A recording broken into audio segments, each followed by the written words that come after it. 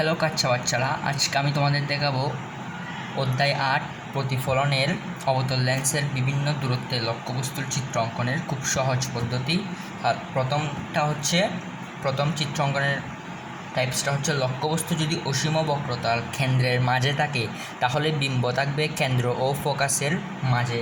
আমি একটা স্কেল নিয়ে নিব। স্কেল দিয়ে এখান থেকে আমি 10 সেন্টিমিটার একটা রেখা আঁকবো। এখন এর মধ্যবিন্দু 5 সেন্টিমিটার দিলাম। এখন এখানে আমি এটা বসিয়ে পেন্সিল কম্পাস বসিয়ে একটা বৃত্তচাপ নিয়ে নেব।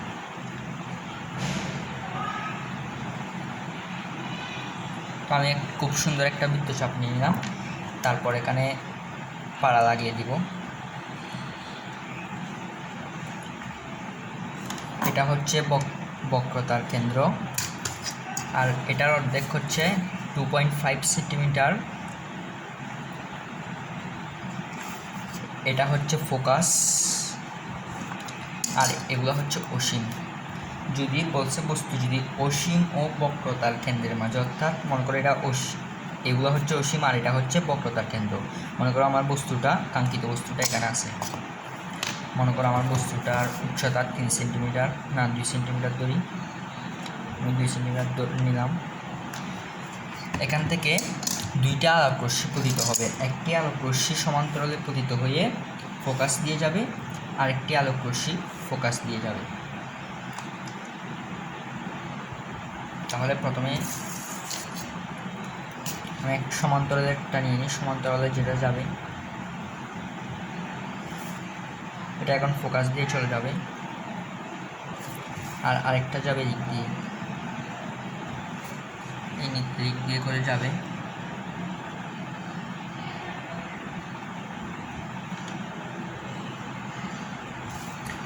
তাহলে আমার বস্তুটা থাকবে এখানে। তাহলে এটা হচ্ছে অসীম, এটা হচ্ছে অসীম দূরত্ব, আর বক্রতা কেন্দ্রের মাঝে আছে। বস্তুর অবস্থান হচ্ছে ফোকাস এবং কেন্দ্রের মাঝে বিম্বের অবস্থান। মনে করো এটা হচ্ছে এ বি অবতল লেন্স, বি এটা হচ্ছে মেরু। তাহলে আমরা এখন লিখে ফেলবো। এখানে লিখব অবস্থান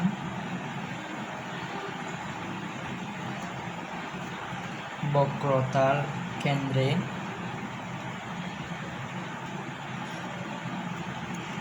ও ফোকাসের মধ্যে। তারপর হচ্ছে প্রকৃতি, বাস্তব ও উল্টো।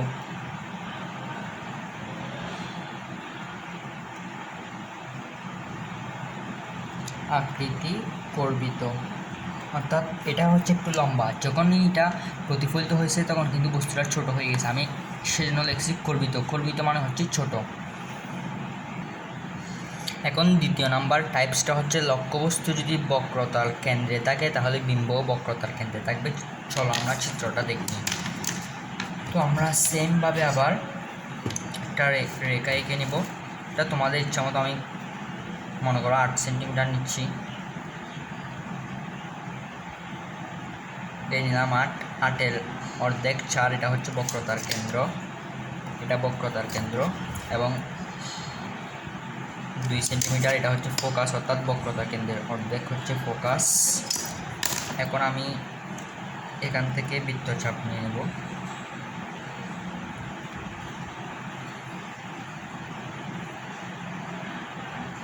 বৃত্তচাপ নিয়ে নিয়েছি। এখন এখানে পাড়া লাগাই দিব। এখন এই তো বক্রতার কেন্দ্র, আমার বক্রতার কেন্দ্রে বস্তুটা আছে। তাহলে একটা রশ্মি যাবে প্রথমে অবতল লেন্সে প্রতিফলিত হবে, প্রতিফলিত হয়ে সেটা সোজাসুজি চলে যাবে আমাদের ফোকাসের মধ্য দিয়ে, এবং আরেকটি রশ্মি যাবে ফোকাসের মধ্য দিয়ে, এবং সেই রশ্মিটি চলে যাবে সমান্তরালে।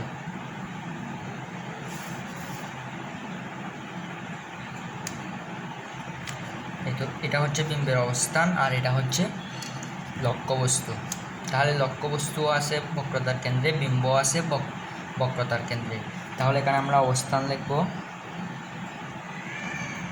বক্রতার কেন্দ্রে,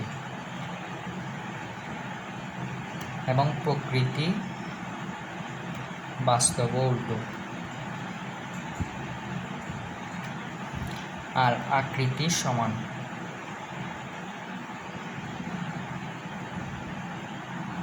এখন আমাদের থার্ড মেথড, অর্থাৎ যদি লক্ষ্যবস্তু কেন্দ্র ও ফোকাসের মাঝে থাকে, এই লক্ষ্যবস্তুটা যদি কেন্দ্র এবং ফোকাসের মাঝে থাকে, বিম্ব হবে অসীম বক্রতার কেন্দ্রের মাঝে।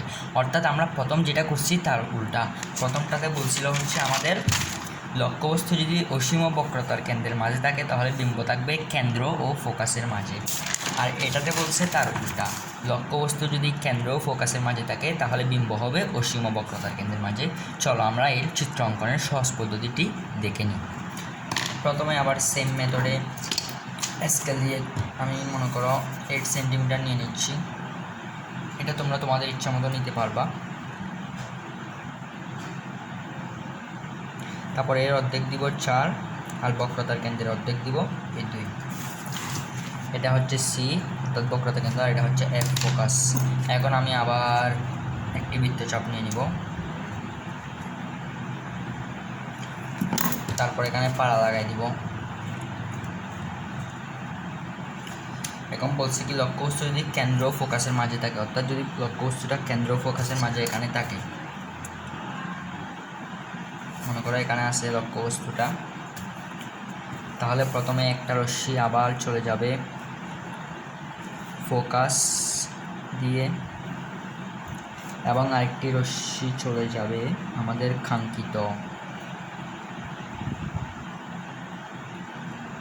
বক্রতার কেন্দ্র দিয়ে। পাড়াটা একটু বাড়তে হবে এদিক দিয়ে। তাহলে দেখছো এটা এদিকে গিয়ে আবার এদিকে ফিরে আসছে, এটা এদিকে গেছে আবার এদিকে প্রতিফলিত হয়ে এই বিন্দুতে মিলিত হয়েছে। তাহলে আমাদের লক্ষ্যবস্তু এই বিন্দুতে, অর্থাৎ অসীম ও বক্রতার কেন্দ্রের মাঝে। তাহলে আমরা অবস্থান লিখব, অবস্থান হচ্ছে অসীম ও বক্রতার কেন্দ্রের মাঝে,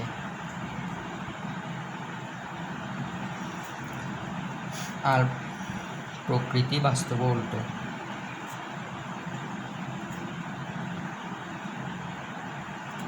আর আকৃতি বিবর্ধিত, কারণ এটা একটু ছোট, এটা আছে বড়, সেজন্য লিখবো বিবর্ধিত।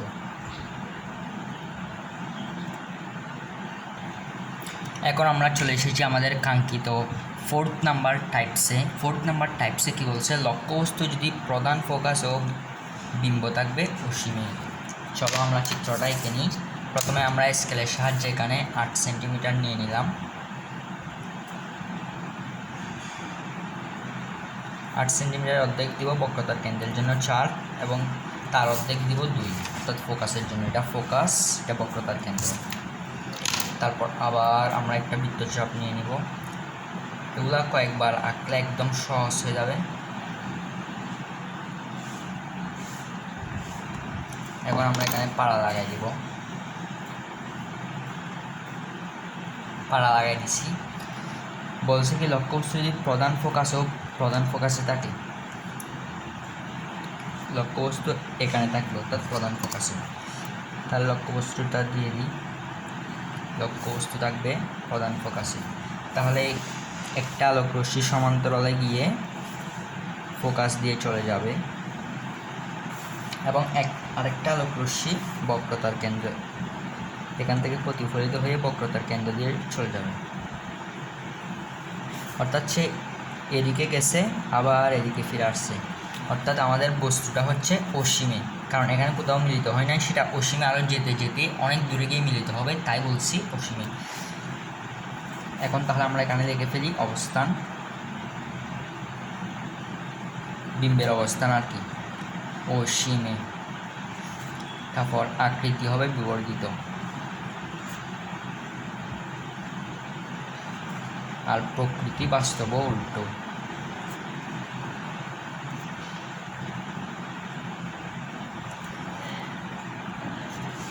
এটা হচ্ছে আমাদের লাস্ট টাইপে কি বলছে, লক্ষ্যবস্তু যদি প্রধান ফোকাস ও মেরুর মাঝে থাকে তাহলে বিম্ব হবে দর্পণের পিছনে। আসল চিত্রটা এখানে। তাহলে প্রথমে আমরা মনে করি এখানে 8 সেন্টিমিটার, এখানে 8 সেন্টিমিটার দিয়ে দিচ্ছি, এর অর্ধেক 4 এবং 2।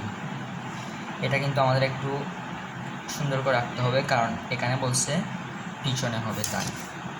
তাহলে আমরা এটাই হবে এখানে,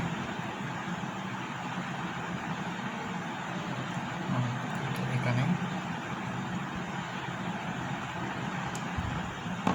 লক্ষ্যবস্তু আছে কোথায়, এই তো প্রধান ফোকাস ও মেরুর মাঝে। এটা হচ্ছে এফ, এটা হচ্ছে সি, অর্থাৎ এখানে আছে।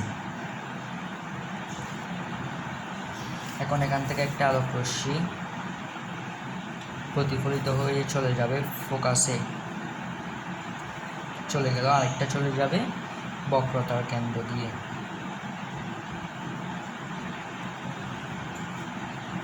তো বক্রতার কেন্দ্রটা হবে এখানে, সরি। তাহলে এখন আমাদের এটা যদি আমরা কাল্পনিকভাবে বাড়িয়ে দিই তাহলে এটা এক পর্যায়ে গিয়ে মিলে যাচ্ছে, অর্থাৎ এই বিন্দুতে মিলে যাচ্ছে। আমাদের বিম্বটা হবে এই বিন্দুতে। তোমরা এটা যদি একটু সুন্দর করে করতে চাও তাহলে এভাবে করবা, দেখছো এখানে মিলে গেছে, এটা বিম্ব। তাহলে এর অবস্থান লিখে ফেলবো দর্পণের পিছনে।